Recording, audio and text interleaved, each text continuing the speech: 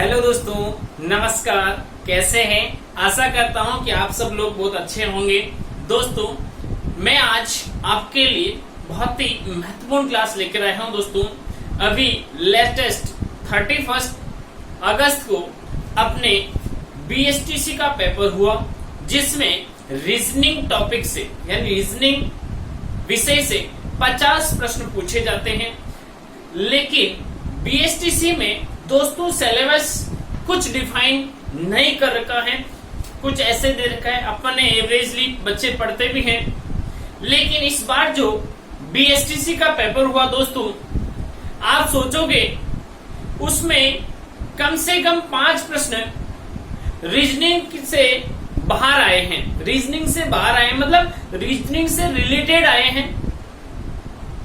अब उन चैप्टर में अपन को उन प्रश्नों को कैसे हल करना है दोस्तों, आज की क्लास में मैं आपको बीएसटीसी 2020 31 अगस्त को जो पेपर हुआ उस पेपर का पूरा सॉल्यूशन करवाऊंगा, जिसमें मेरे रीजनिंग के 50 प्रश्नों को अलग अलग ढंग से कैसे आंसर होगा, हर प्रश्न का आंसर मैं आपको व्हाइट बोर्ड पे दूंगा।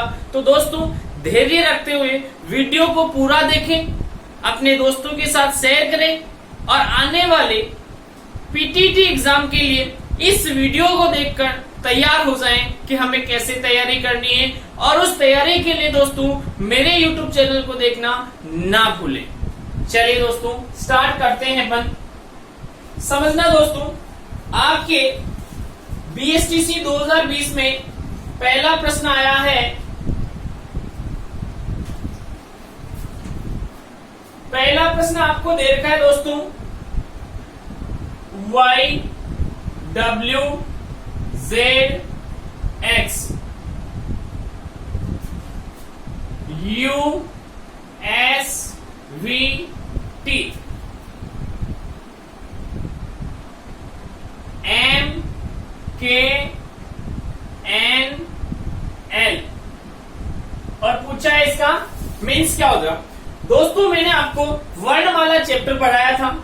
वर्णमाला चैप्टर में मैंने जितने भी बीएसटीसी स्टूडेंट जो मेरे से अध्ययन कर रहे थे ऑनलाइन ऑफलाइन, मैंने उन सबको बताया था कि एनालॉजी, सादृश्यता, वर्गीकरण और श्रृंखला और वर्णमाला, इन 4-5 टॉपिक के अंदर वर्णमाला आपको याद होनी चाहिए। यदि वर्णमाला की कोड आपको याद है तो आंसर देना बहुत ही आसान है।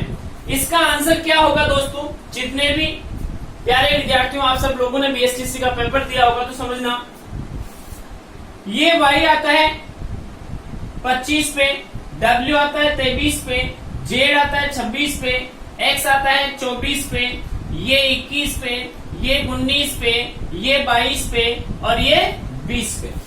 दोस्तों, इन दोनों में जो रिलेशन है वही आगे रिलेशन बनाना है आपको। यह रिलेशन है कि 25 में से 4 गए, 23 में से 4 गए, 26 में से 4 गए, 24 में से 4 गए। तो यहां भी आपको क्या करना है, 13, 11, 14, 12, 13 में से 4 गए 9, 11 में से 4 गए 7, 14 में से 4 गए 10, 12 में से 4 गए 8। तो क्या आंसर आ जाएगा दोस्तों, 9 का I, 7 का G, 10 का J और 8 का H। तो I G J H इसका आंसर हो जाएगा। क्या हो जाएगा, I G J H, I G J H complete है दोस्तों। यानी 12 में से 4 गए तो कितने हो गए आपके 8, यानी I G J H। इसमें 4 माइनस हुए तो यहां भी आपको 4 माइनस करते हुए आंसर देना है कि 13 M 13 पे आता है, उसमें से 4 गए, 9 का I है, 11 के जो 11 पे आता है, 11 में से 4 गए तो 7 G हो गया, 14 N 4 गए 10 J हो गया, 12 4 गए 8 का H हो गया। कंप्लीट है। तो दोस्तों, पहले प्रश्न का आंसर आप चेक कर सकते हैं, I G J और H। अगला प्रश्न लेते हैं दोस्तों। अगला प्रश्न, मैंने जितने भी मेरे ऑफलाइन के विद्यार्थी थे उन सभी विद्यार्थियों को मैंने कहा था कि मेरी ऑनलाइन यूट्यूब क्लास देखना। मेरी यूट्यूब की क्लास बहुत ही छोटी, मैंने 30 से 35 मिनट की क्लास बनाई आयु संबंधी चैप्टर के लिए।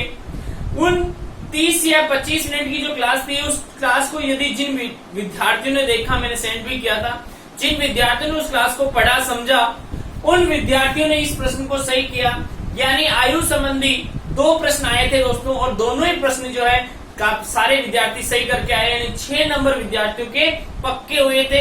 और 6 नंबर कहां से आएंगे देखना। राम की उम्र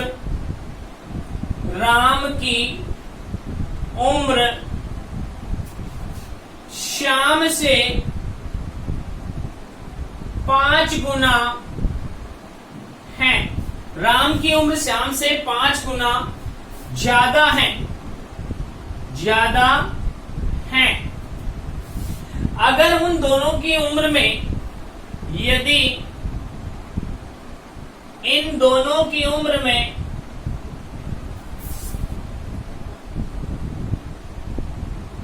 उम्र में 8 वर्ष का अंतर है, 8 वर्ष का अंतर है, तो राम की उम्र क्या होगी? तो राम की उम्र होगी, राम की उम्र क्या होगी?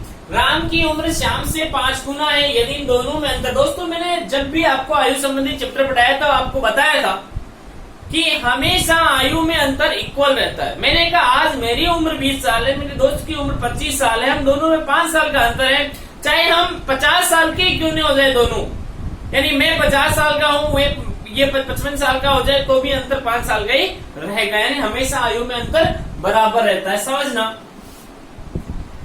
राम की उम्र श्याम से 5 गुना है दोस्तों, समझना।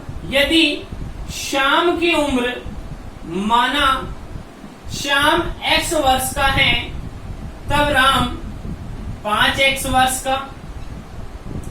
और ये कह रहा है राम और श्याम की आयु में अंतर कितने का है? 8 साल का। यानी 5x और x में अंतर है 8 का, यानी 4x बराबर 8 है, तो x बराबर 2। x बराबर 2, इसलिए राम की उम्र कितनी है दोस्तों? 5x, यानी 5 इंटू 2 यानी 10 वर्ष। कितनी हो जाएगी? 10 वर्ष। क्या कंप्लीट है सबका? आगे बढ़े, चलिए। यानी राम की उम्र श्याम से 5 गुना ज्यादा है, यानी श्याम x है तो राम 5x है, दोनों में अंतर 8 का है, 5x और x का अंतर 8 है, यानी 4x बराबर 8 तो x बराबर 2, x बराबर 2 तो 5x बराबर 10 और x बराबर 2। आप चेक कर लो बोले 2 गुना है कि नहीं है, 8 गुना है कि नहीं है, ये सॉरी 5 गुना है कि नहीं है। इसका 2 हो जाएगा और इसका 10 हो जाएगा, 2 का 5 गुना 10 होता है। कंप्लीट है, आगे बढ़े, चलिए। तीसरा प्रश्न दोस्तों आपके एग्जाम में आया, 4 विकल्प दे रखे थे आपको, 4 दिए गए विकल्पों में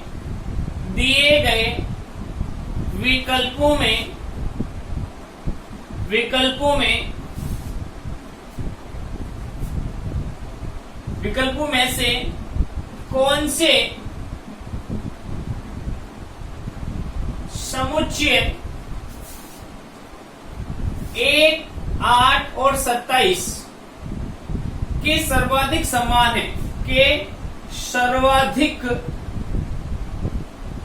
है। तो दोस्तों जिन लोगों ने ये पेपर दिया है उसके ऑप्शन में 4 ऑप्शन दे रखे थे उस पेपर में। पहले ऑप्शन में दे रखा 64, 125 और 216। तो दोस्तों जब 1, 8, 27 दे रखा तो इसमें क्या रिलेशन है वो चेक करना है। ये रिलेशन है दोस्तों 1, 2 और 3 का क्यूब, ये 2 का क्यूब, ये 1 का क्यूब, ये 2 का क्यूब, ये 3 का क्यूब। डिट्टो यही चीज यहाँ हो रही है, 4 का क्यूब, 5 का क्यूब और 6 का क्यूब। ये भी 1, 2, 3 है, ये 4, 5, 6 है, और इसमें भी क्यूब हुआ, इसमें भी क्यूब हुआ, तो कौन सा ऑप्शन सही हो जाएगा? 64, 125 और 216। क्या दोस्तों समझ में आया? आगे बढ़े, चल अगला प्रश्न लेते हैं अपन। प्रश्न संख्या 4, गाजर खाद्य पदार्थ और सब्जी और सब्जियां और सब्जियों में सब्जियों के संबंध को दर्शाता है। दोस्तों ये प्रश्न आया आपका प्रश्न संख्या 4, समझना, गाजर खाद्य पदार्थ और सब्जियों के संबंध को दर्शाता है। ये दोस्तों वेन आरे का प्रश्न है, और जिन लोगों ने मेरे से ऑफलाइन क्लासेस ली थी अभी लेटेस्ट, मैंने उनको बहुत ही अच्छे ढंग से कम 60 से 70 प्रश्न ऐसे करवाए थे दोस्तों। अगर उन 60 से 70 प्रश्नों को आप कर लेते हो तो एक भी प्रश्न आपका नहीं छोड़ना चाहिए।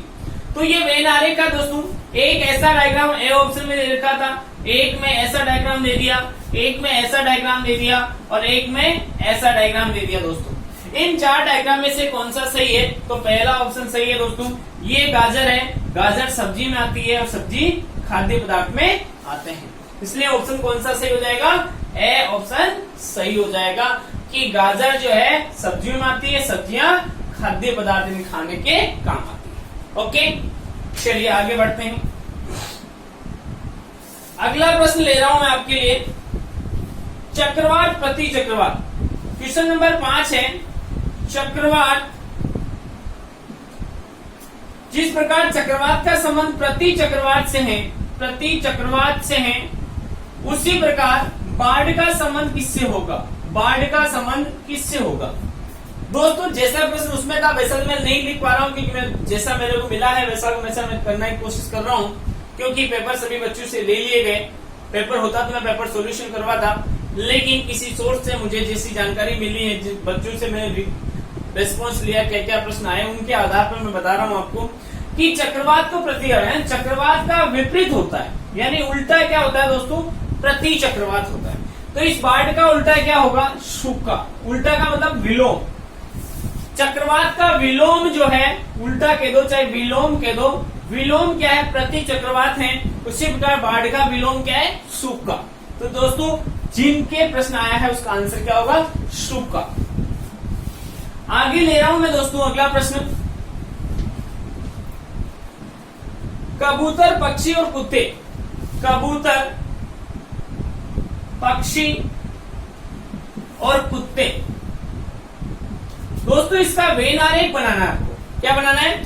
कबूतर, पक्षी और कुत्ते। अब इसमें भी आपको वेन आरेख दे रखा, ऐसा दे दिया, ऐसा दे दिया, ऐसा दे दिया। क्या आएगा दोस्तों? तो देखना, कबूतर सारे जो है पक्षी में आते हैं। कबूतर, ये कबूतर है और ये पक्षी है, जबकि कुत्ता तो जानवर में आता है दोस्तों, इसलिए कुत्ता अलग होगा। तो ये वाला डायग्राम सही हो जाएगा। कौन सा डायग्राम सही होगा दोस्तों? ये वाला। इस प्रकार का डायग्राम जो भी होगा वो सही होगा। ओके दोस्तों आगे बढ़े, चलिए अगला प्रश्न लेते हैं। अगला प्रश्न लेगा दोस्तों, यदि प्रश्न संख्या 7, यदि प्लस को इंटू को माइनस, प्लस को इंटू को माइनस,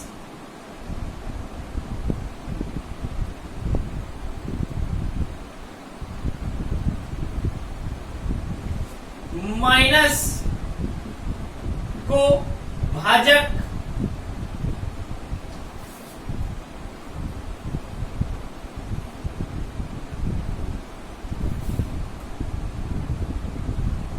भाजक को इंटू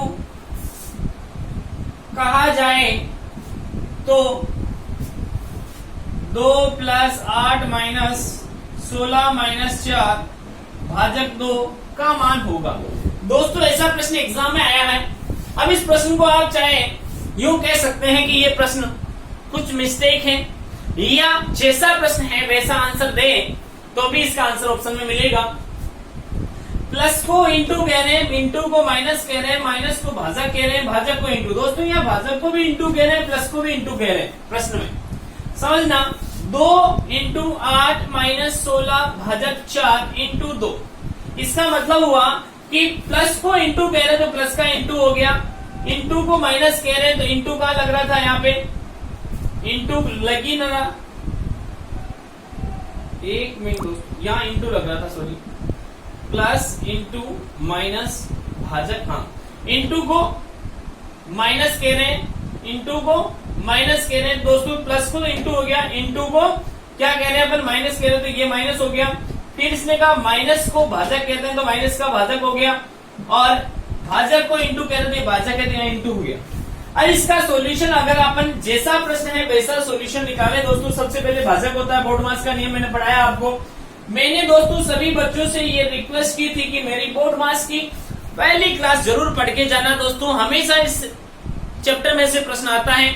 आप भी, चाहे आप पीटीटी की तैयारी कर रहे हैं, चाहे राजस्थान पुलिस की तैयारी कर रहे हैं दोस्तों, जिसमें भी रीजनिंग टॉपिक सिलेबस में है, तो उसको मेरे YouTube चैनल को देखना ना भूलें दोस्तों, अपने दोस्तों के साथ भी शेयर करें। आप यदि विश्वास कर सकते हैं, चाहे नहीं करें, लेकिन मेरे सॉल्यूशन देने के बाद भी जाके मेरे YouTube चैनल पे पढ़ोगे आपको, तो इसका सॉल्यूशन मिल जाएगा दोस्तों, कि मैंने आपको 100% श्योरिटी के साथ कहा है कि ऐसा प्रश्न 100% आता ही आता है एग्जाम में, और ये आया है दोस्तों। तो यह देखना, 16 में 4 का भाग दिया 4, मल्टीप्लाई किया 8, मल्टीप्लाई किया 16, 16 में से 8 गए तो 8। दोस्तों ये आंसर ऑप्शन में दिया हुआ है, 8 सही हो गया। लेकिन दोस्तों यहां अगर मैं इसको मानूं कि ये प्रश्न प्रिंट में गलत हुई है या डिलीट होने के चांस है, ऐसा कुछ होता है, तो यहां अगर प्लस को इंटू ना कह के प्लस को अगर मैं माइनस कहूं, तो यहां अगर माइनस का साइन होता है, सॉरी प्लस को इंटू कह रहे हैं, ठीक है, ये इंटू हो गया।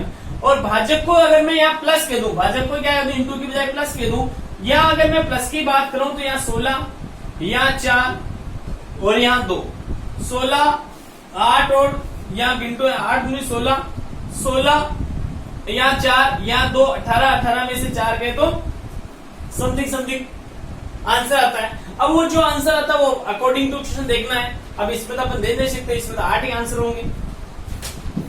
अगला प्रश्न लेते हैं, वीडियो को पूरा देखना दोस्तों, हर एक प्रश्न का विस्तृत आंसर दूंगा मैं आपको। एक प्रश्न आया दोस्तों श्रृंखला से, जिन लोगों ने मेरी ऑफलाइन लेटेस्ट क्लासें अटेंड की है, उनको श्रृंखला में मैंने जो सीट दी है, उसी सीट का प्रश्न है दोस्तों 4, 7, 11, 18, 29, 47, प्रश्नवाचक चिन्ह 123, 199।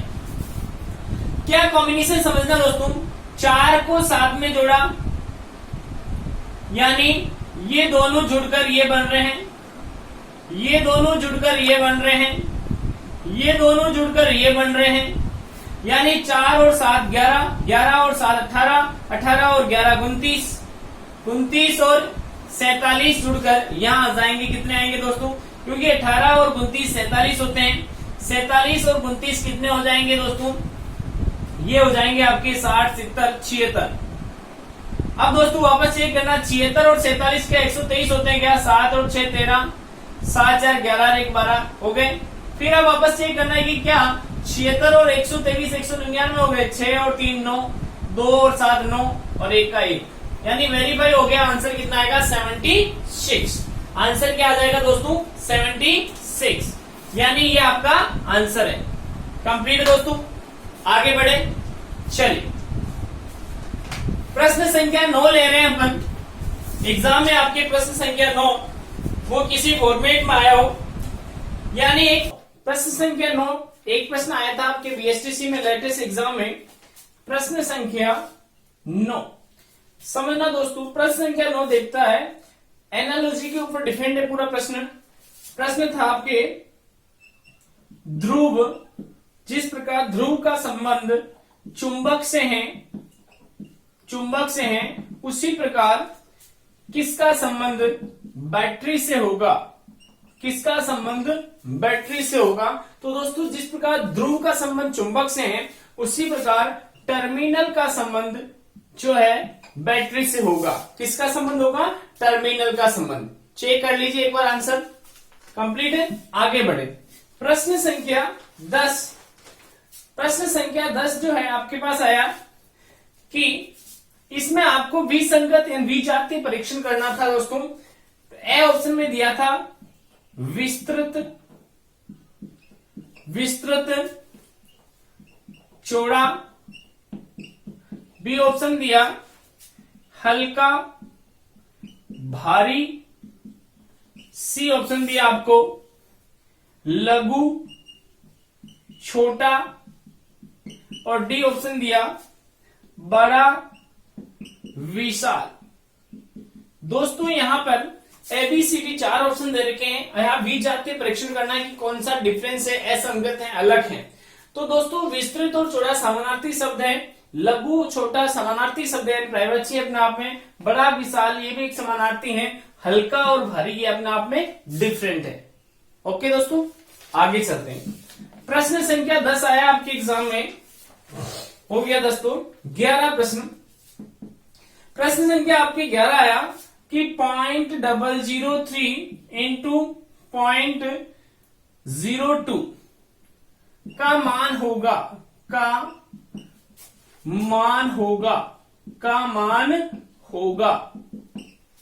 दोस्तों एक सिंपल मल्टीप्लिकेशन का प्रश्न दे दिया आपको, तो क्या करना है दोस्तों, 1 2 3 दशमलव के बाद 3 अंक हैं इसलिए 3 जीरो नीचे आएंगे, दशमलव के बाद 2 है इसलिए 2 जीरो नीचे आएंगे। अब इन दोनों को मल्टीप्लाई करते हैं तो 6 आता है। 6 के मतलब दशमलव के बाद 6 अंक आने चाहिए टोटलिटी, तो 1 2 3 4 5 टोटल दशमलव के बाद 6 अंक 5 अंक चाहिए क्योंकि 3 और 2 5 चाहिए, तो दशमलव यहां 1 2 3 4 5 ये 5 हो गए दोस्तों। इसके पीछे जीरो लगाओगे तो भी आंसर वही आएगा, नहीं लगाओगे तो भी आएगा। अब इसको वेरीफाई करना आपको क्या करोगे, 0.003 इंटू 0.02 दोस्तों इसका 3 जीरो, इसका 2 जीरो, अब इसका पॉइंट हट गया तो ये आ जाएगा 6/1, ये आ गया, भाग लगाया तो 0.00006 लगा सकते हैं। ओके तो ऑप्शन नंबर आपके जो भी एबीसीडी में होगा वो आंसर आ जाएगा 0.4060। प्रश्न संख्या 12 डिट्टो दोस्तों अपनी सीट में से प्रश्न आया है, अपनी क्लास में जो किया है। प्रश्न संख्या 12 आपको दे रखा है, मिसिंग नंबर का क्वेश्चन आया है दोस्तों, बहुत ही अच्छा प्रश्न है। और अपनी ऑफलाइन क्लास में जो मैंने प्रश्न दिया था डिट्टो वो को भी प्रश्न आया है, 72 24 6 96 16 12 108 क्वेश्चन मार्क और 18। यहां सिस्टम हुआ दोस्तों कि 72 में डिवाइड किया 24 का, 24 दिए 72 और इसको 2 से गुणा करके 12 लिखा, सॉरी 6 लिखा, यानी 24 दिए 72, 3 दूनी 6। इसी प्रकार 96 में भाग दिया दोस्तों 16 का, इंटू 12 इंटू 2, यहां भी 2 किया तो इंटू 2 करना है, 16 6 96, 6 दूनी 12, तो यहाँ 108 है। डिवाइड किससे करेंगे, माना कि x से इंटू 2 बराबर 18 दे रखा है, भाग दिया 9 आ गया दोस्तों। अब इस 108 में 9 का x का भाग देते हैं तो 9 आना चाहिए, तो आप क्या करोगे, 9 का भाग दे तो x का मान आ जाएगा 108/9 यानी 12 नंबर के 108 यानी x का मान यहाँ क्या आ जाएगा 12 और उसका डबल 18 हो जाएगा। ओके दोस्तों आगे बढ़े, चलिए प्रश्न संख्या 13 आपके पास आया है दोस्तों।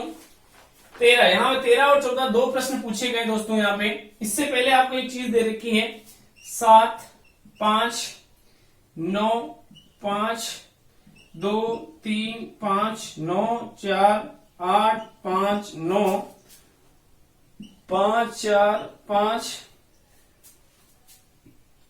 9 3 5 5 9 5 3 5 9 4 5 2 5 3 5 6 5 9 दोस्तों ये दे रखा और इसमें से एक प्रश्न पूछा है, प्रश्न संख्या 13 क्या पूछा है, कितनी बार दो लगातार अंकों के बीच 2 का अंतर है, यानी कौन सी 2 लगातार अंक जो भी दे रखे उनके बीच में 2 का डिफरेंस होना चाहिए। तो यहाँ 2 का डिफरेंस है दोस्तों, यहाँ 2 का डिफरेंस नहीं है, यहाँ भी नहीं है, यहाँ भी नहीं है, यहाँ भी नहीं है, यहाँ है, यहाँ नहीं है, यहाँ नहीं है, यहाँ नहीं है, यहाँ नहीं है, यहाँ नहीं है, यहाँ नहीं है, यहाँ नहीं है, नहीं है, नहीं है, नहीं है, यहाँ है, नहीं है, नहीं है, नहीं, यह है, यह है,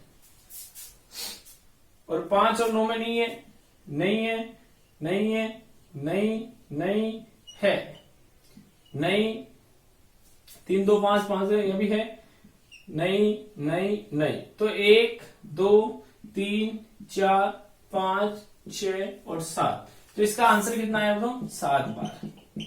ठीक है, इसी में से प्रश्न संख्या 14 पूछा है आपसे, कितनी बार 5 के बाद, कितनी बार 5 के बाद 9 परंतु पहले 3 न हो, यानी बाद में तो 9 आना चाहिए, पहले 3 नहीं आना चाहिए। तो दोस्तों देखना, 5 के बाद 9, 5 के बाद 9, यहाँ 5 के बाद 9 नहीं है, 5 के बाद 9 है परंतु 3 नहीं आना चाहिए, तो कैंसल। यहां देखिए 5 के बाद 9 आ रहा है, 1 ही हो गया, 5 के बाद 9 आ रहा है, 1 ही हो गया, 2, 5 के बाद 9 आ रहा है, 1 ही हो गया, 3, 5 के बाद 9 आ रहा है, ये 4, तो आंसर कितना आ जाएगा? 4 बार। कितना आ जाएगा? 4 बार। कंप्लीट है दोस्तों, आगे बढ़े, चलिए।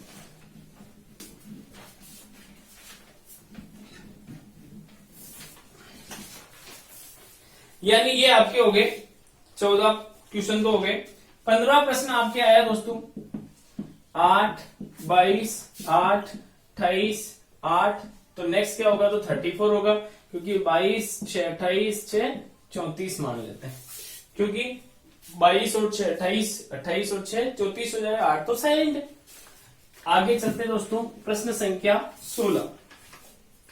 प्रश्न संख्या 16 आपको दे रखा है दोस्तों, एक डिब्बा ऐसा बना हुआ आया, उसके अंदर एक आयत बना है। दूसरा डिब्बा ऐसा बना हुआ आया, उसके अंदर ऐसी आकृति बनी हुई है। तीसरा डब्बा ऐसा बना हुआ आया, उसमें ऐसी आकृति बनी हुई है।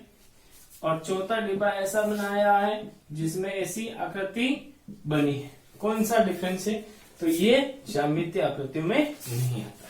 ओके, प्रश्न संख्या 17। प्रश्न संख्या 17 दोस्तों, प्रश्न संख्या 17 मैथ्स का है, अनुपात समानुपात से लिया गया है। समझना, यदि प्रश्न है, यदि एक बैग में 378 सिक्के हैं, 1 रुपया 50 पैसे और 25 पैसे के सिक्के हैं, यदि बैग में रखे सिक्कों के मूल्यों का अनुपात 13:11:7 है, तो 50 पैसे के सिक्के होंगे। 50 पैसे के सिक्के होंगे। यदि एक बैग में 378 कुल कितने सिक्के हैं दोस्तों? 378 एक बैग में सिक्के रखे, उसमें 1 रुपये 50 पैसे 25 पैसे 3 प्रकार के सिक्के हैं, टोटल 378 हैं दोस्तों। यदि उसमें जो सिक्के हैं उनके मूल्यों में कीमत का रेशियो दे रखा है आपको 13, 11 और 7, तो दोस्तों यहाँ पे आपको सिक्के दे रखे हैं और यहाँ कीमत दे रखी है, तो सबसे पहले कीमत को चेंज किस में करना है? रुपयों के रेशियो में। तो रुपए का रेशियो आपको दे रखा है 13:11:7, और इसे सिक्कों के रेशियो में चेंज करो दोस्तों। सिक्कों के रेशियो में, सिक्कों का रेशियो क्या हो जाएगा? 1 रुपए का 1 सिक्का है, 50 पैसे के 2 सिक्के हैं, 25 पैसे के 4 सिक्के हैं। ये 1, 2 और 4 सिक्कों की संख्या के आधार पर मल्टीप्लाई होता है दोस्तों। तो यहाँ 13:22:28 है। तो दोस्तों यहाँ पर ये 378 जो सिक्के हैं ये अपने आप में इन 13, 22 और 28 है। 13 प्लस 22 प्लस 28 है। आपको कहा 50 पैसे के सिक्के होंगे तो इंटू 22 कर दो। इनका मान 63 आया। 63 को इससे काटा 6 आएगा। आंसर आ गया 132। आंसर कितना आएगा दोस्तों? 132। कंप्लीट है। चलिए अगला प्रश्न लेते हैं अपन। प्रश्न संख्या 18। प्रश्न संख्या 18 में लेता हूं आपके लिए। बहुत ही अच्छा प्रश्न है दोस्तों, कोडिंग डिकोडिंग से आया है। प्रश्न संख्या 18 देर का STYLE को अपन लिखते हैं UVZIC और BL ZIC नहीं ZIZ BLUNT को लिखते हैं अपन DNVLR। तो ये पूछ रहा है कि बताओ इसको क्या लिखेंगे? MOULD को क्या लिखेंगे? MOULD को क्या लिखेंगे? तो दोस्तों सबसे पहले अपन को कोडिंग डिकोडिंग क्या कहता है कि सबसे पहले नियम को समझो। जो नियम आगे लग रहा होगा वही पीछे लगेगा। इनमें नियम लग रहा है दोस्तों, ये S 19 पे आता है और ये 20 पे आता है, ये 25 पे, ये 12 पे, ये 5 पे, ये 21 पे, ये 22 पे, ये 26 पे, ये 10 पे, ये 3 पे। यहाँ नियम लगा 19, 21 प्लस 2 प्लस 1 -2 और -2। दोस्तों यहाँ जो ये नियम लगा ना +2 +2 +1 -2 -2, यही नियम यहाँ लग रहा है क्या? हाँ, 2 12 21 14 20 4 14 22 12 18 2 2 4 12 2 14 21 + 1 22 14 - 2 12 20 - 2 18। यानी ये नियम यहाँ लगा है, जो यहाँ लगा वही नियम यहाँ लगा है दोस्तों। तो यहाँ भी क्या लगेगा? MOULD 13 15 21 12 4। 13 में 2 जोड़ा 15 O, इसमें 2 जोड़ा 17 का Q, 1 जोड़ा 22 का V, -2 किया 10 का J, -2 किया 2 का B। आंसर क्या आ जाएगा दोस्तों? OQVJB। OQVJB कंप्लीट है दोस्तों। आगे बढ़े चलिए, यानी अपन ने प्रश्न संख्या 18 कंप्लीट कर लिया। प्रश्न संख्या 19 आपके एग्जाम में आया है दोस्तों, उसको समझ लेते हैं अपन। समझना दोस्तों,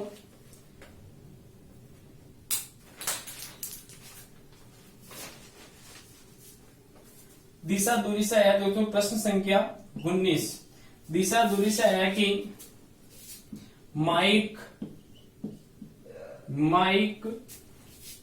घर से 10 मील पश्चिम में गया, फिर दाएं 10 मील गया, फिर बाएं 5 मील गया, फिर बाएं 10 मील गया, अंत में बाएं 15 मील गया है तो वह घर से दूर होगा। घर से कितना दूर होगा? दोस्तों स्टार्टिंग वाले समय को ओ लिखते हैं। यहां से स्टार्ट हुआ वो व्यक्ति 10 मील गया पश्चिम में, फिर ये दायां होता है दाएं मुड़ा 10 मील गया, फिर ये बायां होता है बाएं गया 5 मील, फिर बायां होता है 10 गया यहां आ गया, फिर बायां होता है 15 गया, तो 5 और 10 15 एंड जहां था वहीं आ गया। तो स्टार्टिंग और एंड दोनों एक ही बिंदु पर हो रहे हैं, यानी आंसर क्या आ जाएगा? घर से दूरी कितनी है? 0 मील। घर से दूरी कितनी आएगी दोस्तों? 0 मील। आगे बढ़ेंगे आप। चलिए अगला प्रश्न लेते हैं अपन। अगला प्रश्न है दोस्तों, प्रश्न संख्या आपके पास है 20। प्रश्न संख्या 20 ले रहा हूं मैं आपके लिए। दिव्या तथा दक्ष की औसत आयु, दिव्या तथा दक्ष की औसत आयु 22 वर्ष है। यदि सुरभि की आयु शामिल कर ली जाए तो तीनों की औसत आयु 28 वर्ष हो जाती है। तीनों की औसत आयु कितनी हो जाती है? 28 वर्ष हो जाती है। तो बताओ सुरभि की आयु होगी।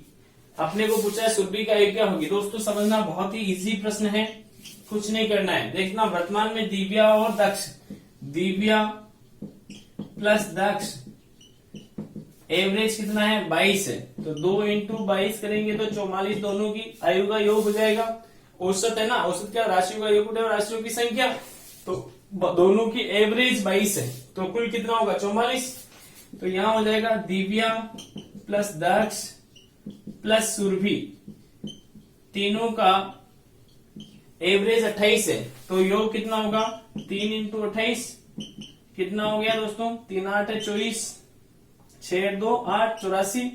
यानी देखना दोस्तों, यहाँ दिन दोनों का 44 है और यहाँ तीनों का 84 है। बड़ा कौन है? सुरभि तो आई है नहीं, तो सुरभि का कितना हो जाएगा? 84 माइनस 44 यानी 40। सुरभि कितने साल की है? 40 साल की। कितने साल की दोस्तों? 40 वर्ष की।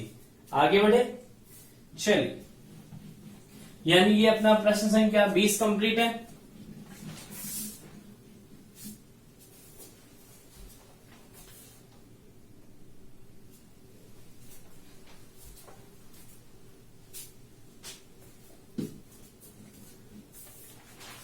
प्रश्न संख्या 21।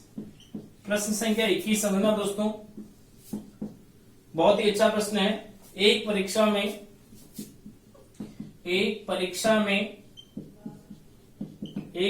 में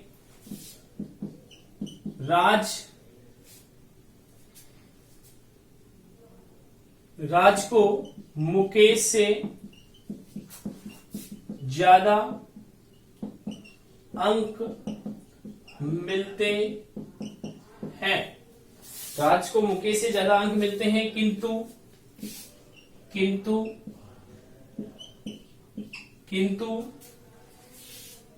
प्रिया जितने नहीं। किंतु प्रिया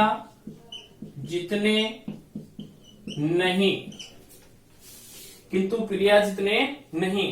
प्रिया को गौरव एवं कविता से ज्यादा अंक मिले। प्रिया को गौरव एवं कविता से ज्यादा अंक मिले।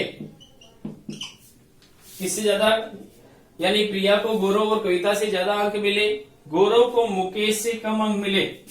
गौरव को मुकेश से कम अंक मिले। गौरव को मुकेश से कम अंक मिले। गौरव परंतु पांचों में सबसे कम नहीं। परंतु पांचों में सबसे कम अंक नहीं। तो बताओ तब अवरोही क्रम में दूसरे स्थान पर होगा। तो अवरोही क्रम में दूसरे स्थान पर कौन होगा? तो समझना, एक परीक्षा में राज को मुकेश से ज्यादा अंक मिले। राज को मुकेश से ज्यादा अंक मिले। अब देखना, राज को मुकेश से ज्यादा मिले तो ये राज है राज को मिले किससे ज्यादा, मुकेश से ज्यादा, लेकिन प्रिया जितने ज्यादा नहीं मिले। मुकेश, राज को मिले मुकेश से ज्यादा, लेकिन प्रिया जितने, इससे ज्यादा कौन है, प्रिया हो गई। अब प्रिया को ज्यादा अंक मिले गौरव और कविता से, ठीक है। फिर इसने कहा राज को मुकेश से ज्यादा अंक मिले, लेकिन प्रिया जितने ज्यादा नहीं, प्रिया को गौरव और कविता से ज्यादा अंक मिले, गौरव को मुकेश से कम अंक, गौरव को मुकेश से कम अंक मिले, तो मुकेश को ज्यादा मिले, गौरव को मुकेश से कम अंक मिले। तो यहां समझ में आ जाता है आपको कि यहाँ सबसे ज्यादा किसको मिले, प्रिया को, प्रिया से कम राज को, राज से कम, राज से कम क्या हो गया, मुकेश, मुकेश, मुकेश से कम कौन है, गौरव, और गौरव से कौन है, कविता आएगी, क्योंकि सबसे कम गौरव को नहीं मिले तो बच्ची कौन, कविता आ जाएगी। अब ये आरोही क्रमी है, अवरोही क्रमी है अपने आप में दोस्तों। देखना जाए तो सबसे ज्यादा प्रिया को, फिर राज को, फिर मुकेश को, यानी ये अपने आप में डिसेंडिंग ऑर्डर ही चल रहा है, डिसेंडिंग ऑर्डर है, अवरोही क्रम ही चल रहा है। अवरोही क्रम में दूसरे स्थान पर किसको मिले, राज को मिले। किसको, दोस्तों समझना, एक लड़के का परिचय कराते हुए एक लड़की बोली, एक लड़के का परिचय कराते हुए लड़की बोली, लड़की बोली यह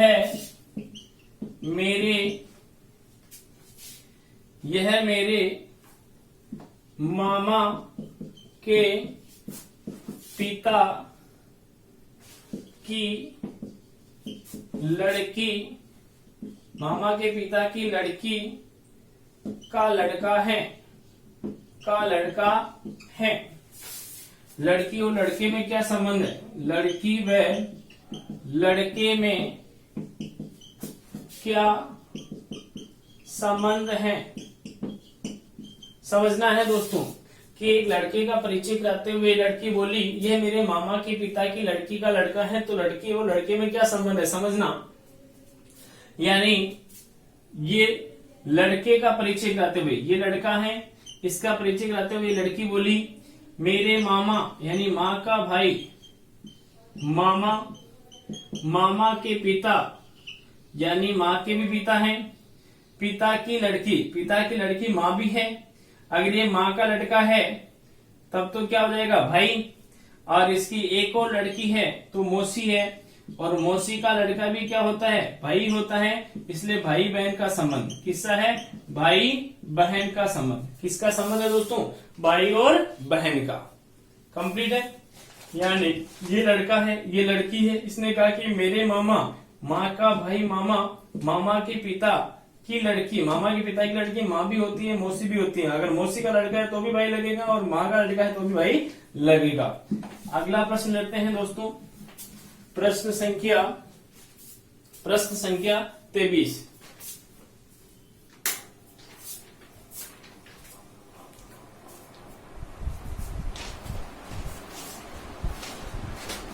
अगला प्रश्न है दोस्तों प्रश्न संख्या 23। प्रश्न संख्या 23, वीणा, गिटार, बांसुरी, सारंगी। वीणा, गिटार, बांसुरी और सारंगी। दोस्तों यहाँ बेमेल छाटना है। ये ए ऑप्शन है, ये बी ऑप्शन है, ये सी ऑप्शन है और ये डी ऑप्शन है।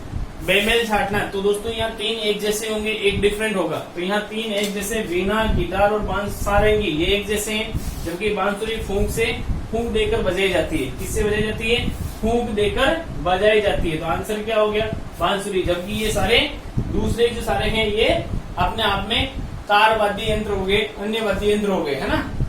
आगे बढ़े, चलो अगला प्रश्न ले रहे हैं अपन। बहुत ही अच्छा प्रश्न है दोस्तों, प्रश्न संख्या 24। समझना, 5 मित्रों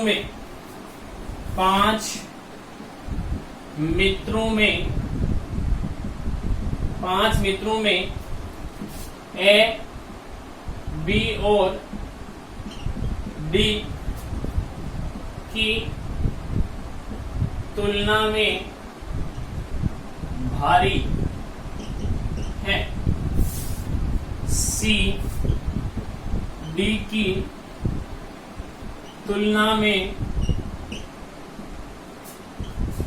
भारी, बी डी की तुलना में भारी, बी डी की तुलना में भारी नहीं, हल्का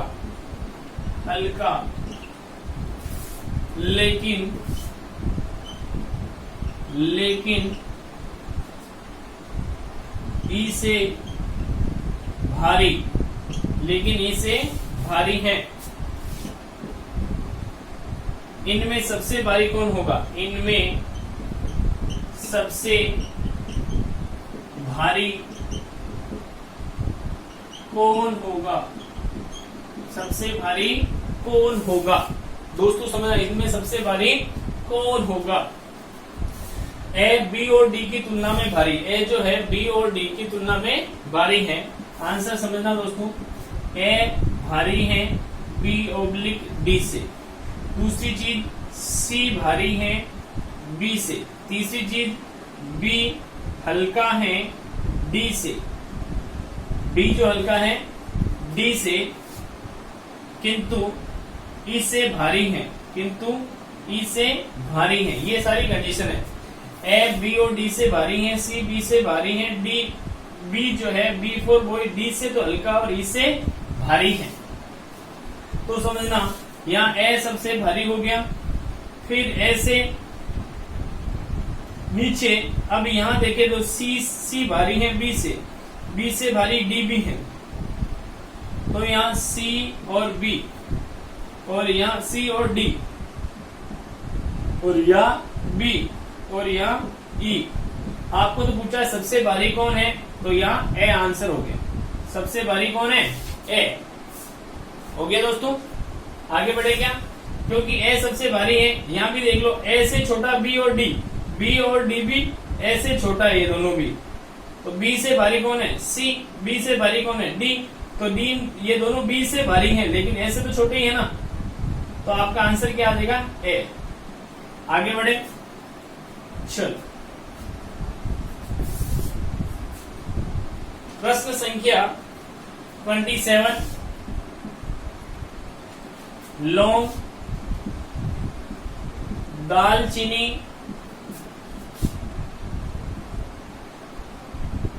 काली मिर्च, खुबानी। अब इसमें देखना दोस्तों, बीजात के परीक्षण करना है। लौंग, दालचीनी और काली मिर्च सूखे मसाले हैं, जबकि खुबानी अलग है, तो आपका आंसर क्या होगा? खुबानी। हो गया। आगे बढ़े, प्रश्न संख्या 28 दे रखा दोस्तों। कोडिंग डिकोडिंग से प्रश्न पूछा है, बहुत ही अच्छा प्रश्न है दोस्तों। BAT बेट बराबर 23 लिखा है, उसने पूछा है कि CAT बराबर क्या होगा। एक छोटा बच्चा भी फ्री के नंबर है दोस्तों, B 2 A 1 T 20, इन सबको जोड़ दिया दोस्तों, 20 1 21 22 23। इसी प्रकार 2 1 और 20 जोड़ेंगे तो कितना आएगा दोस्तों? 24। आंसर कितना आया? 24। कंप्लीट है। आगे बढ़े, चलिए। चिड़ियाघर में हिरण मोर देखना दोस्तों, प्रश्न संख्या 29 है। एक चिड़ियाघर में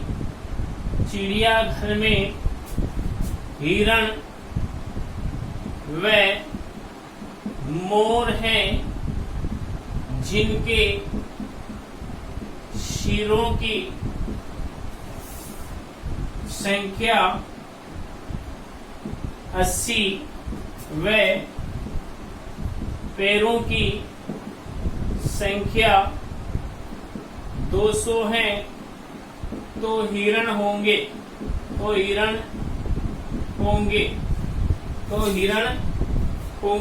सॉरी मोर होंगे, तो मोर होंगे। ये आपसे पूछा, समझना दोस्तों, यानी 80 सिर हैं, 80 सिर हैं, चाहे मोर है चाहे हिरण है, इन सबके क्या है? 80 सिर है। ये हिरण है, ये मोर है, यानी कुल मिला के माथे तो सबके बराबर ही है ना। इसके पैर है 2 + 2 4, और इसके 2 दोस्तों, 2 2 2 कॉमन है, 2 2 2 पैर कॉमन है, अब दो पेयर कॉमन है तो कितने पेयर कॉमन है? 80। कुल पेयर कितने हैं? कुल पेयर 200। कॉमन पेयर कितने हैं? 80 इंटू 2 160, बच्चे 40। ये 40 कौन से हिरण के होंगे दोस्तों? 40 पेयर जो बच्चे हैं ज्यादा आए वो किसके आएंगे? हिरण के 4 पेयर हो तो इसलिए तो 40 ज्यादा है, तो 2 ज्यादा है, प्रत्येक हिरण के 2 पेयर ज्यादा है, तो 2 पेयर वाले जानवर यानी हिरण की संख्या बराबर हो जाएगी 40/2 यानी 20। हिरण कितने हो जाएंगे? 40 पेयर है यानी हिरण कितने? 20 ही है।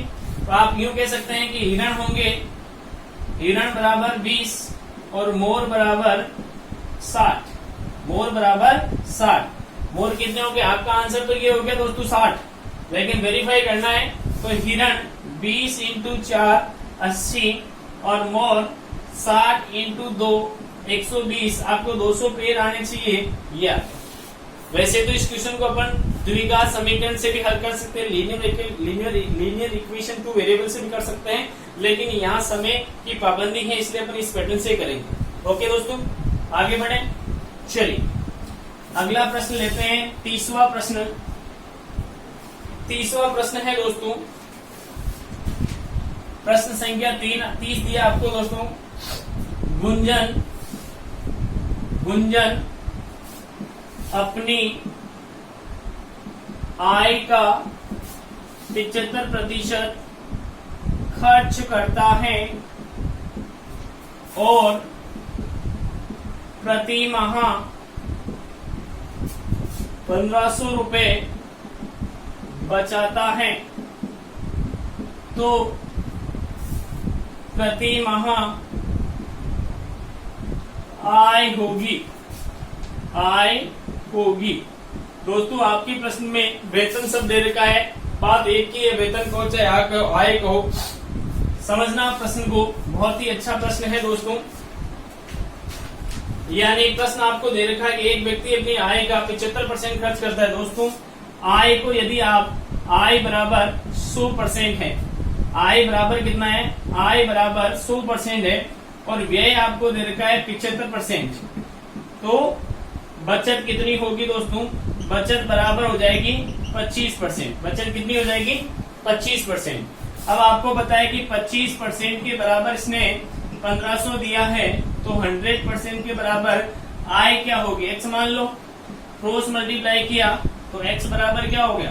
1500 इंटू 100 अपॉन 25, क्योंकि प्रतिशत तो दोनों में कॉमन है दोस्तों।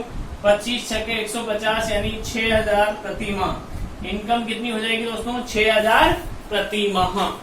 कितनी होगी? 6000 प्रति माह। कंप्लीट है, आगे बढ़े। हो गया दोस्तों, व्यवस्थित समझ लेना एक बार, वीडियो को रोक रोक के। बहुत ही अच्छी क्लास चल रही है दोस्तों, पूरा पेपर सॉल्यूशन करवा रहा हूँ। अपने सभी दोस्तों में इस वीडियो को शेयर करना ताकि उन लोगों को पता चल सके। आने वाले पीटीटी एग्जाम में दोस्तों इस पैटर्न को ध्यान में रखते हुए आंसर दें। अगला प्रश्न लेते हैं दोस्तों अपन, बहुत ही अच्छा प्रश्न ले रहे हैं। प्रश्न संख्या 31। आपकी जो एग्जाम आया होगा उसमें आपको ABCD ऐसे अलग अलग ग्रुप दिए होंगे, तो वो आगे पीछे प्रश्न हो सकते हैं, लेकिन प्रश्न मिल जाएंगे आपके 50 प्रश्नों में। प्रश्न दिया दोस्तों 31वां, इनमें से सबसे छोटा है, इनमें से सबसे छोटा अंक है।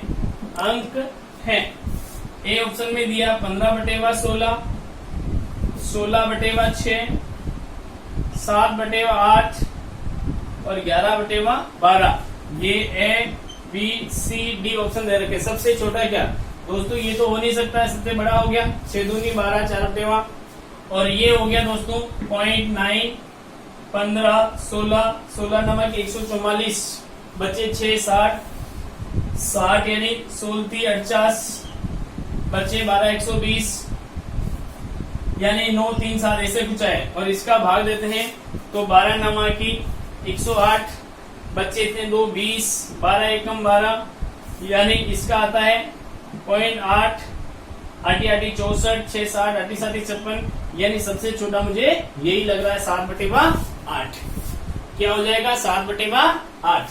तो आंसर क्या आ गया दोस्तों इसका जो भी है आपका 7/8। दोस्तों अगला प्रश्न लेते हैं अपन 32, यानी 31 प्रश्न अपन ने कर लिए। अगला प्रश्न लेते हैं 32 प्रश्न में प्रश्न दे रखा आपको धर्म युद्ध अभियान खोज यात्रा समुद्र पर्यटन। दोस्तों आपको ये 4 शब्द दे रखे हैं और इन चारों शब्दों में से आपको बताना है कि कौन सा डिफरेंट है, यानी अलग कौन सा है वो बताना है। तो यहाँ धर्म युद्ध अभियान खोज यात्रा, ये सारी चीजें जो है, खोज यात्रा किसी सब्जेक्ट के ऊपर खोज की जाती है, अभियान किसी विषय के संबंध में चलाया जाता है, धर्म युद्ध धर्म के लिए चलाया जाता है, लेकिन समुद्र पर्यटन ये स्वैच्छिक है, इसलिए डिफरेंट क्या हो गया समुद्र पर्यटन। जहां तक मेरी आशा करता हूं दोस्तों समुद्र पर्यटन ही होगा। अगला प्रश्न लेते हैं दोस्तों 33 प्रश्न है 33 प्रश्न ले रहा हूं दोस्तों। 49 छात्रों की एक पंक्ति में नितिन का क्रमांक आगे से 18वां है तो पीछे से होगा।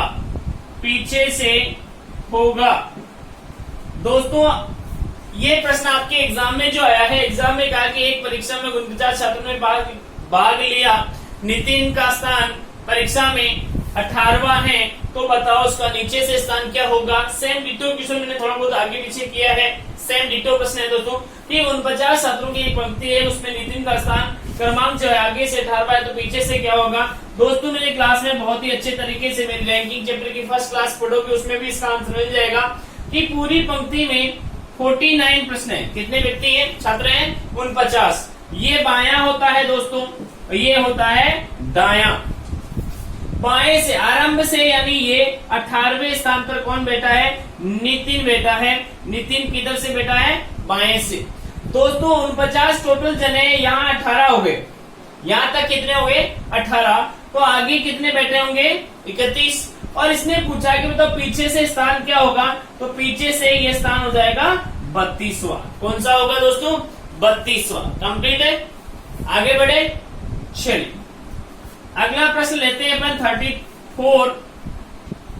34 प्रश्न है दोस्तों, बहुत ही अच्छा प्रश्न है दोस्तों, समझना। ये आपके आउट ऑफ सिलेबस मान सकते हैं क्योंकि ये समय चाल दूरी का प्रश्न है और गणित से उठा के आपके एग्जाम में आया है।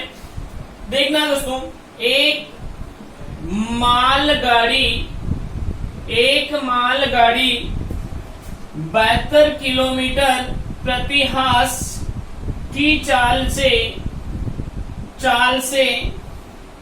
260 मीटर लंबे प्लेटफॉर्म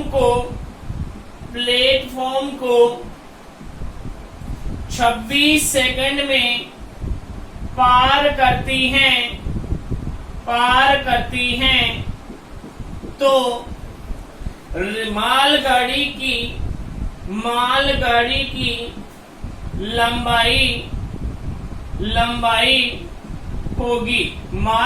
की लंबाई होगी। दोस्तों आपसे प्रश्न पूछा गया कि एक रेलगाड़ी, एक मालगाड़ी जो 72 किलोमीटर प्रति घंटा की जहां से चल रही है, वो 260 मीटर लंबे प्लेटफॉर्म को 26 सेकंड में पार कर लेती है। सॉरी 260 नहीं 250 मीटर लंबे प्लेटफॉर्म को 26 सेकंड में पार कर लेती। समझना दोस्तों, ये समय चाल दूरी का क्वेश्चन है दोस्तों। समय चाल दूरी का सूत्र क्या होता है समझना, समय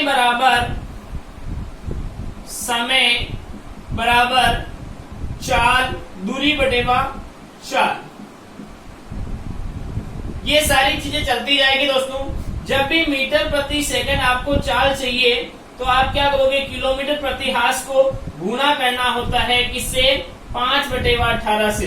तो दोस्तों आपके इस प्रश्न में आपके इस प्रश्न में क्या हुआ कि यहाँ चाल दे रखी है 72 किलोमीटर प्रति घंटा, यहाँ समय लग रहा है 26 सेकंड, यानी चाल को मीटर प्रति सेकंड में चेंज करना पड़ेगा। कैसे करोगे? तो सर 72 इंटू 5/18 यानी 20 मीटर प्रति सेकंड। चाल कितनी आ गई? 20 मीटर प्रति सेकंड। अब समझना फ्रेंड 26 सेकंड में, अब देखना कि रेलगाड़ी में क्या होता है दोस्तों, जैसे ये अपने पास यूं समझ लो कि ये आपकी रेलगाड़ी है, ये आपकी रेलगाड़ी है। अब ये रेलगाड़ी इस प्लेटफॉर्म को पार करती है, ये इतना सा लंबा सा प्लेटफॉर्म है, इसको पार करती है। अब ये रेलगाड़ी यहां से आई, इस प्लेटफॉर्म के पास है, ये प्लेटफॉर्म है और ये मेरा पेन जो है रेलगाड़ी मानना है, रेलगाड़ी यहाँ आई। अब इस प्लेटफॉर्म को पार करना, तो जब तक ये रेलगाड़ी यहाँ नहीं पहुंच जाती तब तक पार नहीं होगा।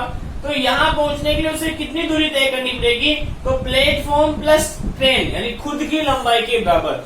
जब भी कोई रेलगाड़ी किसी प्लेटफॉर्म, किसी अन्य रेलगाड़ी, किसी सुरंग, किसी पुल आदि को पार करती है तो दोनों की लंबाइयों के योग के बराबर दूरी तय करनी होगी। तो यहाँ क्या हो जाएगा दोस्तों? मालगाड़ी ट्रेन प्लस प्लेटफॉर्म 250 अपॉन चाल 20 मीटर प्रति सेकंड। कितना समय लगा? 26 सेकंड। तो क्या हो गया दोस्तों, यहाँ क्रॉस मल्टीप्लाई किया तो t प्लस 250 बराबर 520 और t बराबर 520 माइनस 250 यानी 270 मीटर। यानी मालगाड़ी की लंबाई कितनी आएगी दोस्तों? 270 मीटर। कंप्लीट है। आगे बढ़े, चलिए अगला प्रश्न लेते हैं दोस्तों। समझते जाना एक एक प्रश्न को, बहुत ही अच्छे अच्छे प्रश्न हैं।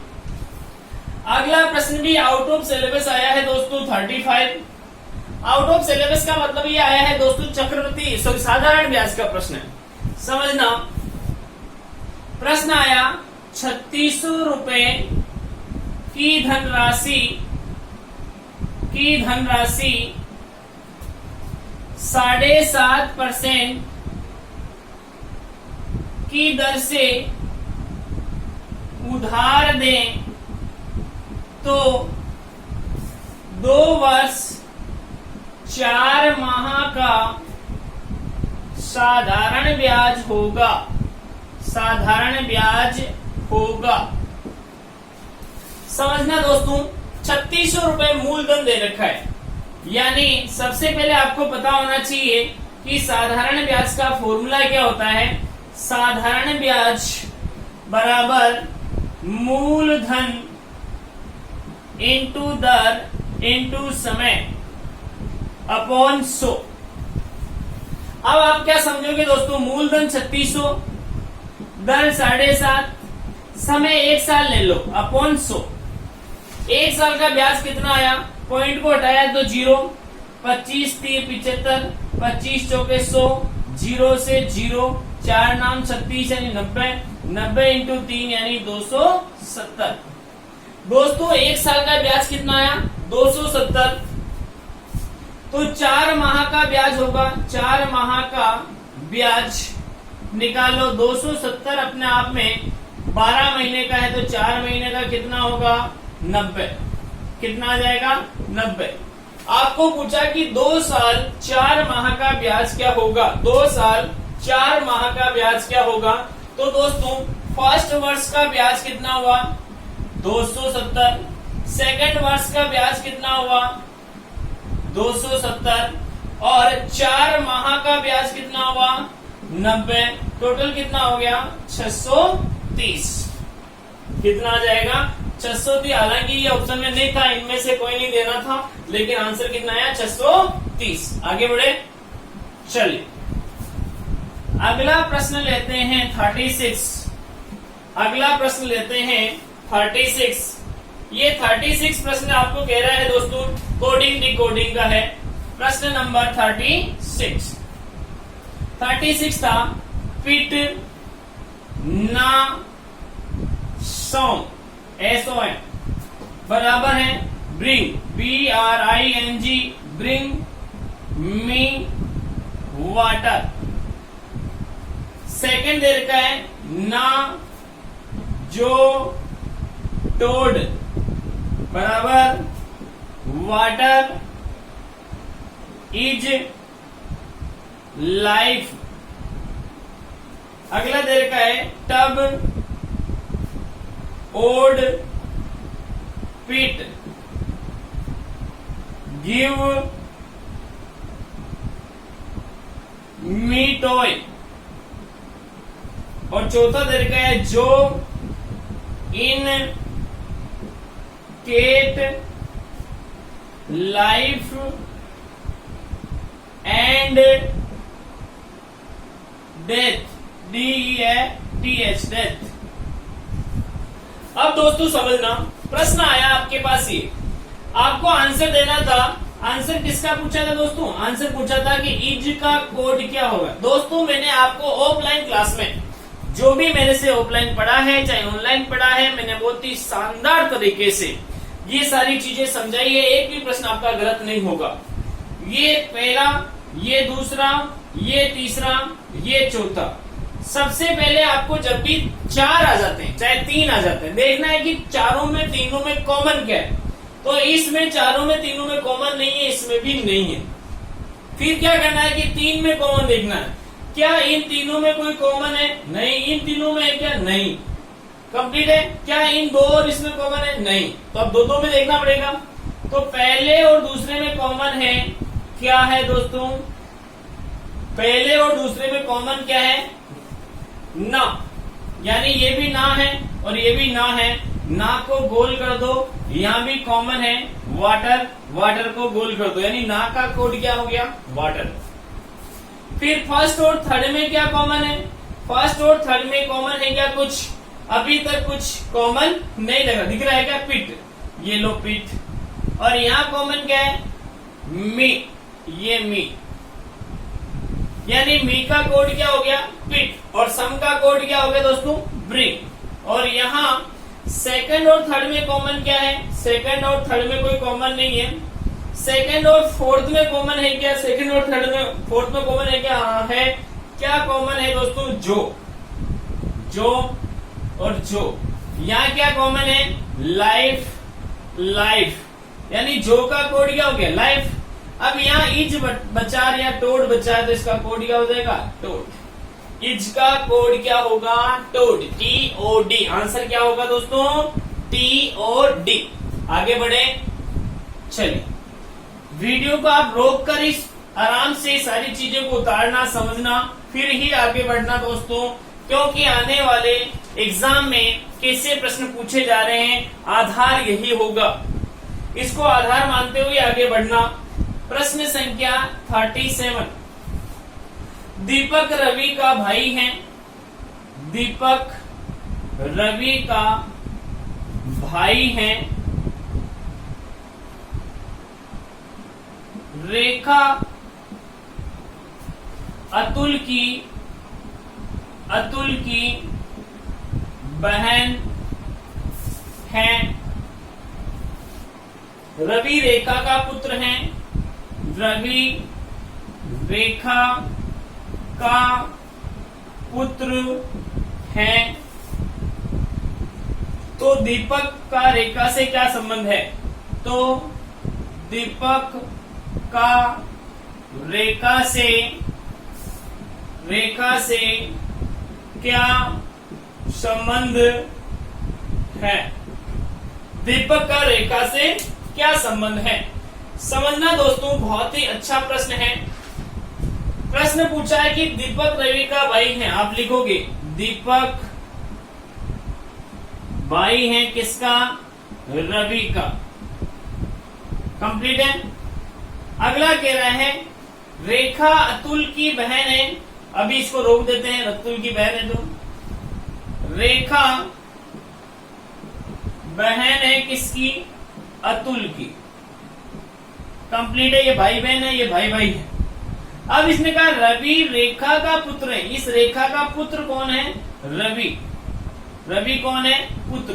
जब ये इसका पुत्र तो ये भी इसका पुत्र है। इसने कहा कि दीपक रेखा से क्या संबंध रखता है? दीपक रेखा से पुत्र का संबंध रखता है। किसका संबंध है दोस्तों? पुत्र का। कंप्लीट है क्या? आगे बढ़े, चलिए अगला प्रश्न लेते हैं दोस्तों 38। बहुत ही अच्छा प्रश्न एग्जाम में वेन आरेख से पूछा है दोस्तों। वेन आरेख क्या, ये भी पूछा आपको एनालॉजी से, विजातीय परीक्षण से पूछा दोस्तों।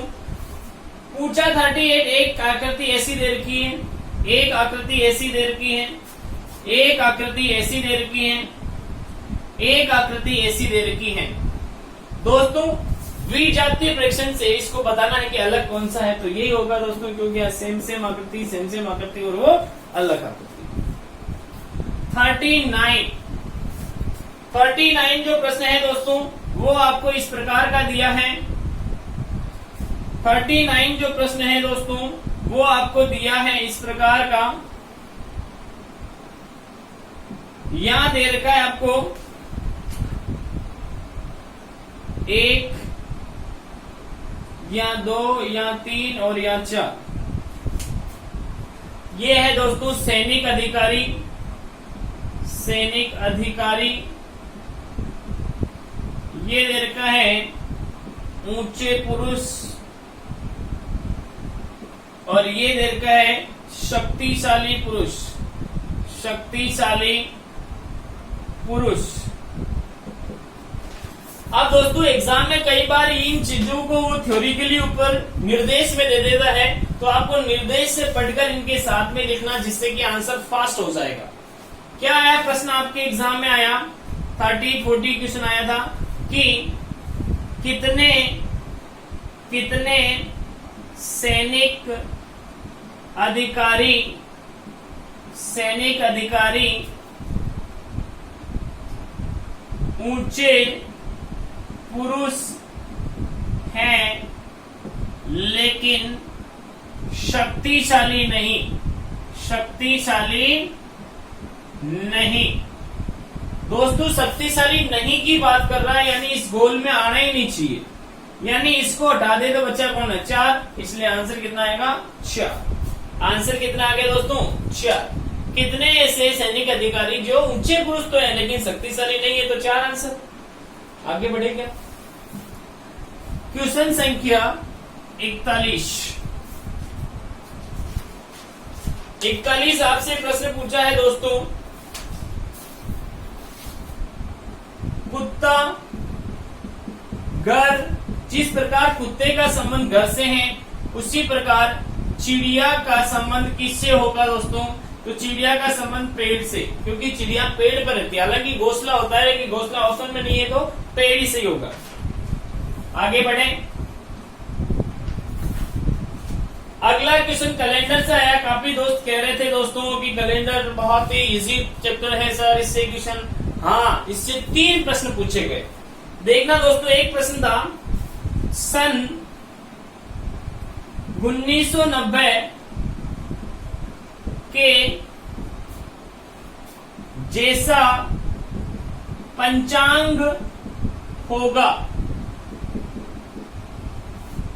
सन 1990 का पंचांग, 90 का पंचांग किस सन के समान, किस सन के समान होगा, यानी किस सन के जैसा होगा। 1990 जैसा कैलेंडर पुनः कब आएगा? तो मैंने जितने भी मेरे ऑफलाइन स्टूडेंट हैं मैंने उसको अच्छी तरीके से पढ़ाया। दोस्तों आप भी चाहे मेरा वीडियो देख रहे हैं तो आप मेरी ऑनलाइन YouTube पर जो क्लासें होती हैं उनको पूरा देखना दोस्तों, सब्सक्राइब करना चैनल को। मैं उन पे बहुत ही अच्छे तरीके से पढ़ा रहा हूँ। आप लोग अगर YouTube पर पढ़ोगे तो आपका एक भी प्रश्न एग्जाम में गलत नहीं होगा, क्योंकि आप पहले काफी प्रश्न गलत कर चुके हो। तो भविष्य में ऐसा कोई प्रश्न जो है एग्जाम में गलत ना हो, इसके लिए मेरे YouTube वीडियो को देखना नहीं भूलें। देखना दोस्तों, 1990 जो है अपने आप में ये सामान्य वर्ष है दोस्तों। क्या है? सामान्य वर्ष।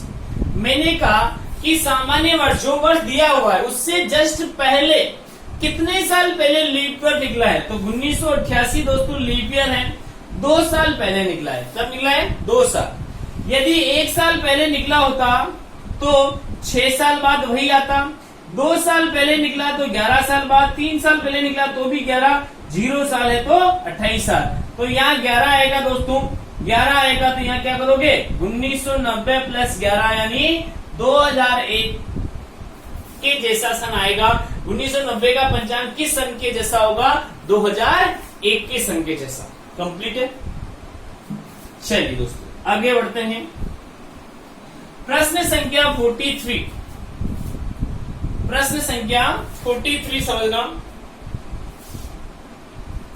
यदि 4 दर्जन संतरे का मूल्य 160 रुपए है तो 3 संतरे का मूल्य होगा। दोस्तों यहाँ कहा है कि 4 दर्जन संतरों का मूल्य 160 रुपए है तो 3 संतरों का मूल्य क्या होगा? 1 दर्जन संतरों में दोस्तों 12 संतरे आते हैं। 1 दर्जन में कितने आते हैं? 12। यानी यहां लिख सकते हैं 1 दर्जन बराबर 12, 4 दर्जन बराबर 48, 48 संतरे 160 रुपए के, इसलिए एक संतरा 160 बटेवा 48 10/3 रुपए का, इसलिए 3 संतरे 10/3 इंटू 3 यानी 10 रुपए का होगा। 3 संतरे कितने रुपए के आएंगे दोस्तों? 10 रुपए के। कितने के आएंगे? 10 के। कंप्लीट है। आगे बढ़े क्या? उतार लिया सबने? चलिए आगे चलते हैं दोस्तों। अगला प्रश्न लेते हैं। बहुत ही अच्छे अच्छे प्रश्न आ रहे हैं दोस्तों, मोस्ट इंपोर्टेंट। अगला प्रश्न है दोस्तों प्रश्न संख्या 44। आपको मिसिंग नंबर से प्रश्न आया, डिटो मेरी सीट में से उड़कर प्रश्न आ गया दोस्तों, तो सीटें सॉल्यूशन किया करो, एक भी प्रश्न बाहर से नहीं जाता है। सीट में मैंने ऐसा प्रश्न डिटो दिया था 10 क्वेश्चन मार्क 80 12 5 120। कुछ नहीं हुआ दोस्तों, 8 और 3 8 इंटू 3 इंटू 10 हो गए, और 10 इंटू क्या करें? इंटू 2 करें कि 80 आ जाए। 12 इंटू 5 इंटू 2 करें तो क्या आना चाहिए? 120 आ रहा है। इसका मतलब 2 का भाग 40, यहाँ क्या लाएं कि 80 आ जाए? तो यहाँ 4 होगा दोस्तों, 10 चौके 40, 40 दूनी 80, तो यहाँ आंसर कितना आ जाएगा? 4। क्या समझ में आया दोस्तों? कुछ नहीं करना, 2 को मल्टीप्लाई करके डबल दुगुना करना, मल्टीप्लाई करके दुगुना करना, मल्टीप्लाई करके दुगुना करना। आगे चलें। चलिए अगला प्रश्न लेते हैं दोस्तों, जो कि आपके एग्जाम में वो भी आया है कैलेंडर से। प्रश्न पूछा है 45, पूछा है कि 1 अक्टूबर को यदि सोमवार है तो इसी माह की 20 तारीख के 3 दिन बाद वार होगा। दोस्तों बहुत ही अच्छा प्रश्न है, समझने की गलती मत करना। देखना दोस्तों, सोमवार है, डबल डेट का प्रश्न है, एक ही वर्ष में आगे या पीछे का वार कर, एक ही माह में आगे या पीछे का वार करना। तो आप शेष दिन कैसे लाएंगे दोस्तों? तो यहाँ लिखोगे आप 20 - 1/7 यानी 4 शेष है। 19 7 दूनी 14 सॉरी 5 शेष है, दोनों 5 शेष पर आएंगे। पढ़ाया था मैंने, चेक करना। तो आप क्या करोगे? सोमवार के अंदर 5 दिन जोड़ोगे तो क्या आएगा? शनिवार। ये शनिवार दोस्तों कब आएगा? 20 तारीख को। कब आएगा? 20 तारीख को। अब ये कह रहा 3 दिन बाद, 3 दिन बाद यानी 4 दिन जोड़ने, इसमें 4 दिन जोड़ दो, यानी 24 तारीख का वार बताना है दोस्तों। 24 तारीख का वार क्या होगा? 4 दिन जोड़ दो दोस्तों शनिवार में भी, शनिवार +4 यानी बुधवार। क्या आ जाएगा? बुधवार। यानी रवि, सोम, मंगल और बुध। एग्जाम में दोस्तों मंगलवार भी दे रखा होगा, लेकिन इसने 3 दिन बाद बोला है, इसलिए बुधवार होगा। तीसरा दिन बोलता तो मंगलवार होता। अगर यहां बोल देता कि 20 तारीख के तीसरे दिन, 20 तारीख के बाद तीसरे दिन क्या होगा, तब तो आता मंगलवार। 3 दिन बाद क्या होता तो बुधवार आएगा। अगला प्रश्न दोस्तों 46 प्रश्न है, ACD TEF UGH और WKL आपको रिक्त स्थान की पूर्ति करनी है। देखना दोस्तों, ये आता है 19 पे, 3 पे, 4 पे, 20 पे, 5 पे, 6 पे, 21 पे, 7 पे, 8 पे, 23 पे, 11 पे और 12 पे। देखोगे तो 19, 20, 21, 22 और ये 23 और 3, 2, 5, 5, 2, 7, 7, 2, 9, 9 का क्या आ जाएगा आई और 9 और 2 11, 4, 2, 6, 6, 2, 8, 8, 2, 10 और 10, 2, 12। तो आंसर आएगा दोस्तों VIJ। क्या आएगा VI और J। कंप्लीट है, आगे बढ़ेंगे। चलिए अगला प्रश्न है दोस्तों 47। 2, 5, 9, 19, 37, क्वेश्चन मार्क 75। क्या आएगा आंसर? 2 समझना इंटू 2 प्लस 1, 2 दूनी 4, 4 और 1 5, इंटू 2 माइनस 1, 5 दूनी 10 माइनस 1 9, 9 दूनी 18 प्लस 1 19, 19 दूनी 38 माइनस 1 37, 37 दूनी 74 प्लस 1 76। आंसर होगा 76 इंटू आगे क्या दे देगा दोस्तों 74, 75 आंसर होगा सर। क्या आंसर होगा दोस्तों 75। आगे दे ही नहीं रखा था, क्वेश्चन मार्क की कुछ था, तो आंसर क्या होगा 75। और लास्ट 3 प्रश्न आपसे पूछे गए दोस्तों, बहुत ही अच्छा प्रश्न दिया है, ध्यान से पढ़ना। ये आपके माइंड के ऊपर डिपेंड करेंगे दोस्तों। 48 गुण 50 और 50, ठीक है, तीनों प्रश्न आपसे पूछा है दोस्तों। एक सभा में 2878 लोगों ने भाग लिया, जिसमें 1652 पुरुष हैं, 1652 पुरुष हैं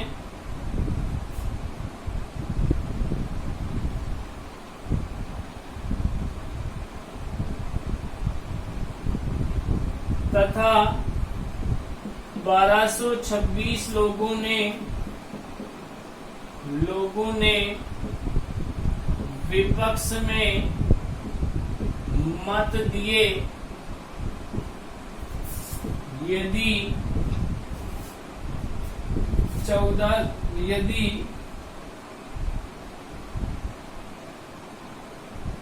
1425 लोगों ने पक्ष में मत दिए और 196 महिलाएं दुविधा में हैं। अब दोस्तों बहुत ही अच्छा प्रश्न है, ध्यान से पढ़ना कि एक अधिवेशन, एक सभा में किसी अधिवेशन को पास करना था। उस पास करने के लिए उस सभा में 2878 लोग आए। कितने आए? 2878। उनमें से पुरुष कितने थे? 1252। महिलाएं कितनी थी? बची हुई हो जाएगी 1226 लोगों ने विपक्ष में वोट डाले, 1425 ने पक्ष में डाले, 196 महिलाएं दुविधा में थी।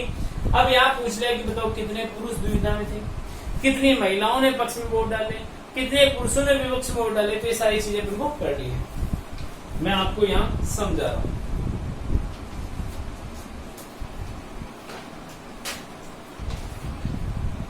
मैं इसी को ले रहा हूं दोस्तों 2878, या इसको मिटा दूं? नहीं मिटाऊं, चलो 2878 ये डाल रहा हूं मैं। ये है दोस्तों पुरुष और ये है महिलाएं। पुरुष उसमें 3 कैटेगरी में बांट रहा हूं दोस्तों। ये पक्ष में वोट डालने वाले, ये दुविधा वाले, ये विपक्ष में वोट डालने वाले। महिला को भी 3 भागों में बांट रहा हूं, पक्ष, दुविधा और विपक्ष। समझ में आ गया यहां तक? अब समझना 1652 तो पुरुष थे। पुरुष कितने हैं? 1652। तो महिलाएं कितनी है दोस्तों? 2878 माइनस 1652, 2878 माइनस 1652, तो यहाँ 1226 क्या आ जाएगी? महिलाएं। 1226 क्या आ जाएगी? महिलाएं। दुविधा में कितनी है? 196। दुविधा में कितनी है?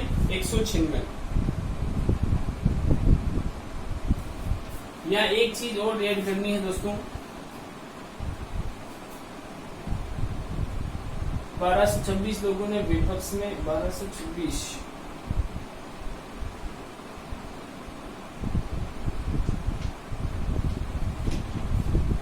लोग ना, 8 में से 2 गए 6, 7 में से 5 गए 2, 8 में से 6 गए 2, 2 में से ये सही है। 1652 दुविधा में हुए। ठीक है ठीक है ठीक है ठीक है। यहाँ एक चीज और ऐड करनी है दोस्तों, यदि 1425 लोगों ने पक्ष में नहीं, यहाँ जो है आपको 1425 लोगों ने पक्ष में वोट दिए, 1226 लोगों ने विपक्ष में वोट डाले। ये है विपक्ष। एक चीज और ऐड करनी पड़ेगी दोस्तों इसमें,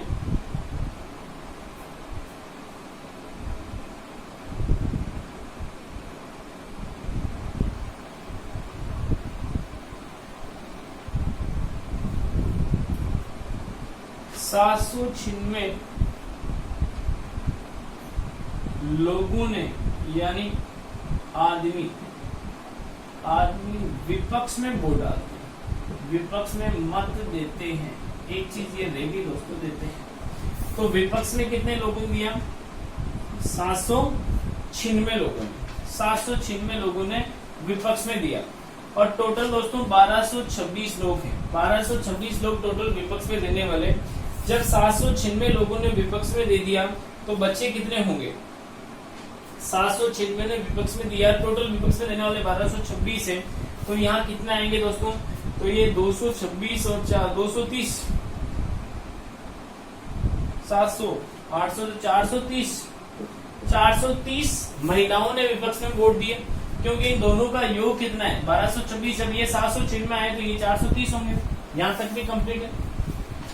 अब देखना दोस्तों, जब महिलाएं टोटली 1226 है, 430 ये होगी, 196 अगर मैं इसमें से लेस कर दूं, 430 और 196 500, 626 इसमें से लेस करता हूं तो ये क्या थी? 600। जब ये 600 है तो इसने कहा पक्ष में वोट डालने वाले टोटल कितने हैं? पक्ष में वोट डालने वाले 1425 है दोस्तों। कितना है? 1425। जब 1425 लोग पक्ष में डालते हैं, 600 ये है, तो ये कितने हो गए? 825। 825 और 796 क्या 1652 होते हैं? क्या नहीं होते हैं। कितने कम पड़ते हैं? 31 कम पड़ते हैं। कितने कम पड़ते हैं दोस्तों? 31 कम पड़ते हैं। अब आपसे ये प्रश्न एग्जाम में पूछा कि कितने पुरुष दुविधा में थे, तो पुरुष थे दोस्तों 31। कितनी महिलाओं ने पक्ष में वोट डाले? 600। और इसने कहा कितने पुरुषों ने पक्ष में वोट डाले? 826। कुछ भी पूछ लो, सारे प्रश्नों का आंसर है। तो दोस्तों मैंने रीजनिंग के 85 प्रश्न पूरे व्याख्या सहित आपको व्हाइट बोर्ड पे समझा दिए हैं। आप पूरी क्लास को देखना, अपने दोस्तों में शेयर करना। दोस्तों आज के लिए इतना ही। जय हिंद, जय भारत।